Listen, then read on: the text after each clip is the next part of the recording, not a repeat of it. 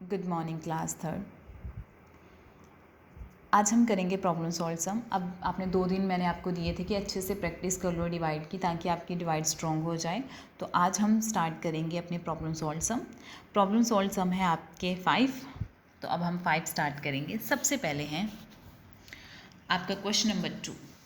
आपने उसी के नेक्स्ट पेज पे, अगर आपकी स्पेस है नीचे तो आप वहीं पे कंटिन्यू करोगे, अगर नहीं है वैसे जैसे मैंने भेजे थे, अगर आपने वैसे किए होंगे तो स्पेस नहीं बचेगी आपकी। सो आप नेक्स्ट पेज पे स्टार्ट करना।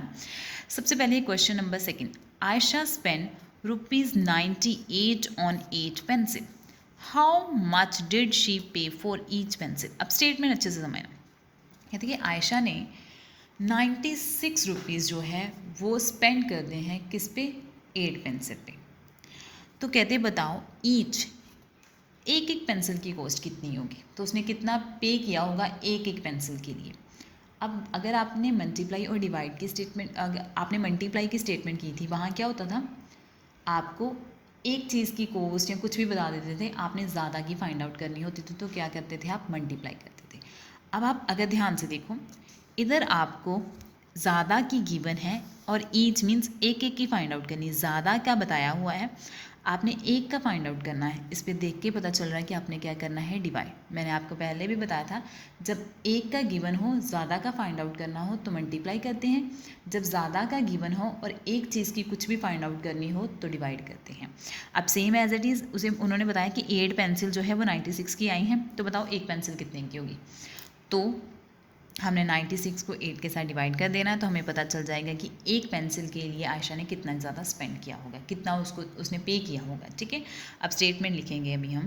ओके, अब स्टेटमेंट क्या बनेगी, कितनी कॉस्ट है आपके पास, टोटल कितनी कॉस्ट उसने दी है, 96 दी है पेंसिल की।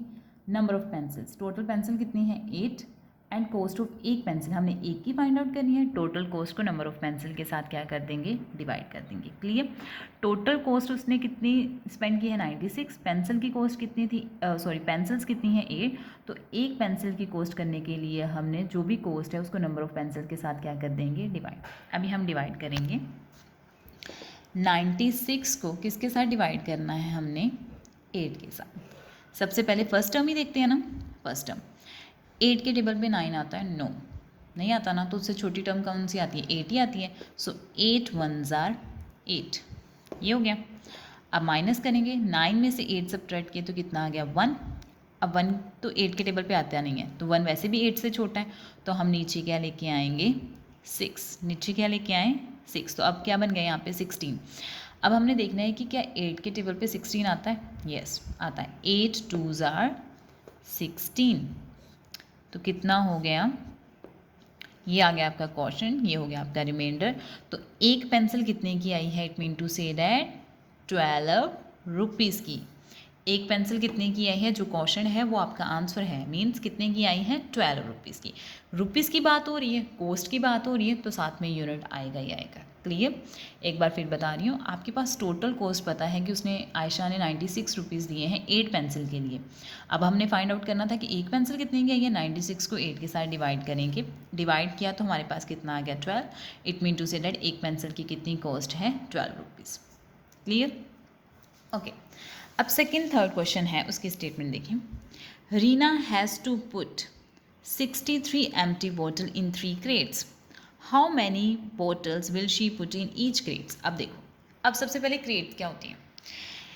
क्रेट्स, आप अगर किसी भी आपने शॉप में जाते हो ना, तो आप पेप्सी की बॉटल्स देखते हो, जो शॉपकीपर होता है ना, उन्होंने बहुत ज़्यादा, एक ट्रे की तरह होती है, ट्रे ही बोल सकते हैं हम उसको, प्लास्टिक की होती है, उसमें बहुत ज़्यादा बॉटल्स रखी होती हैं। ठीक है।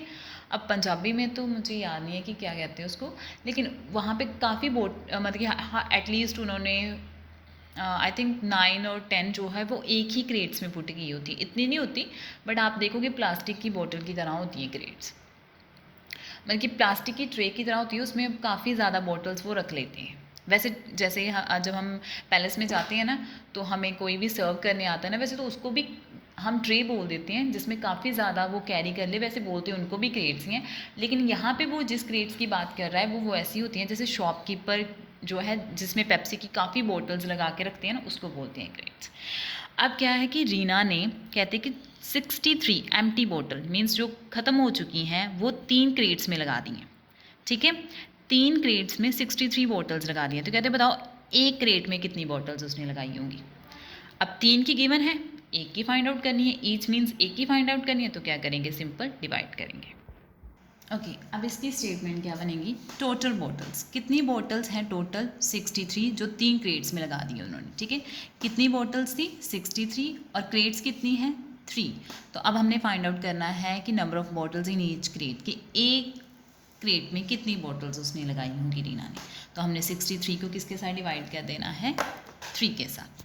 अब डिवाइड करेंगे 63 को 3 के साथ डिवाइड करेंगे। सबसे पहले फर्स्ट टर्म देखेंगे कि क्या 3 के टेबल पे 6 आता है, 3 1 ज़ा 3, 3 2 ज़ा 6, यस आता है। कहाँ पे 2 पे, 3 2 ज़ा 6, ये हो गया।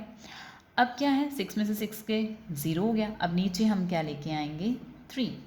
अब क्या 3 के टेबल पे 3 आता है, यस 3 1 ज़ा 3, तो 3 माइनस 3 कितने हो गए 0, ये हो गया आपका क्वोशंट, ये हो गया आपका रिमाइंडर। मीन्स टोटल कितनी जो है एक क्रेट में कितनी बॉटल्स लगी होंगी 21। तो यहाँ पे आपने क्या लिख देना है 21। आपके पास टोटल बॉटल्स थी, क्रेट कितनी है 3, आपने फाइंड आउट करना है कि एक क्रेट में कितनी बॉटल लगी होंगी। तो 63 को 3 के साथ डिवाइड कर दिया, आंसर कितना आ जाएगा 21। Clear, okay. अब हम फाइंड आउट करेंगे क्वेश्चन नंबर 4। अ वीक है 7 डेज, क्या है एक वीक में कितने डेज होते हैं 7 डेज होते हैं। कहते हैं कि how many weeks are there in 84 days, कहते हैं बताओ 84 डेज में कितने वीक होंगे। क्लियर, अब हमें इतना पता है कि एक वीक में कितने डेज होते हैं 7 होते हैं। तो कहते हैं बताओ कि 84 वीक्स में 84 डेज में कितने वीक आएंगे। तो वो हम 84 को 7 के साथ डिवाइड कर देंगे, तो हमें पता चल जाएगा कि 84 डेज़ में कितने वीक होते हैं। क्लियर, ये तो इजी था। ओके अब आपको पता है कि टोटल डेज़ कितने हैं 84 और एक वीक में कितने डेज़ होते हैं 7। तो number of weeks find out करने के लिए हमने 84 को 7 के साथ क्या कर देना है डिवाइड। क्लियर, टोटल डेज़ पता है 84 है और एक वीक में कितने डेज़ होते हैं 7। तो हमने number of weeks find out करने हैं, तो 84 को 7 के साथ क्या कर देंगे डिवाइड। अभी हम डिवाइड करेंगे, आपने करना है हर बार। चलो वैसे तो मैं फ़ोटो भेजूँगी 84 को 7 के साथ। सबसे पहले फर्स्ट टर्म देखेंगे, 7 के टेबल पे 8 आता है 9। क्यों देखिए, क्योंकि ये बड़ी टर्म है। 7 के टेबल पे 8 आता है 9, उससे छोटी टर्म कौन सी आती है 7। तो 7 1 ज़ार 7, यहाँ पे आ गया 7। 8 में से 7 सब्ट्रैक्ट किए 1, तो नीचे क्या लेके आए 4, क्योंकि 1 7 से छोटा था तो हमने नीचे क्या लेके आना है 4। तो यहाँ पे क्या बन गया 14। क्या 7 के टेबल पे 14 आता है, यस 7 1 ज़ा 7, 7 2 ज़ार 14, तो यहाँ पे कितना आ गया 14। तो रिमाइंडर कितना आ जाएगा 0, ये हो गया आपका क्वोशंट और ये क्या हो गया आपका रिमाइंडर। मीन्स 84 डेज़ में 12 वीक्स होती हैं। मैंने प्रीवियस में बॉटल्स नहीं लिखा, लेकिन आपको पिक्चर में बॉटल्स आ जाएगा क्योंकि पीछे लिखना कंपलसरी है, वो उसका यूनिट होता है। तो 84 डेज़ में कितने वीक्स होते हैं 12 वीक्स होते हैं। हमारे पास टोटल डेज़ गिवन थे और एक वीक में कितने डेज़ होते हैं ये भी गिवन थे। हमने number of week find out करने थे कि 84 डेज़ में कितने वीक होंगे। तो हमने 84 को 7 के साथ डिवाइड कर दिया, डिवाइड करके हमारे पास आंसर कितना है 12। तो हमने यहाँ पे क्या लिख दिया 12 वीक्स। क्लियर, अब है, चलो ठीक है 3 ही बहुत है, 2 रह जाएंगे, फिर कल हम वो कंप्लीट करके नेक्स्ट वाले डिवाइड स्टार्ट करेंगे। So this is enough for today, thank you so much, have a nice day.